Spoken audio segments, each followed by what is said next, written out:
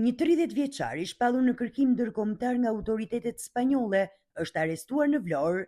Sipas policisë së shtetit, i arrestuari akuzohet si pjesëtar i një grupi kriminal të përfshirë në trafikimin e një sasie prej 82.84 kg kokainë e sekuestruar më 5 shkurt të vitit 2026 në portin e Vigos në Spanjë, në prangara shtetasi me iniciale KK, 30 vjeç, lindur në Vlorë, ndaj të cilit autoritetet gjyqësore spanjolle kishin lëshuar urdhër arresti ndërkombëtar më 3 mars 2026 për veprën penale trafikimi lëndëve narkotike.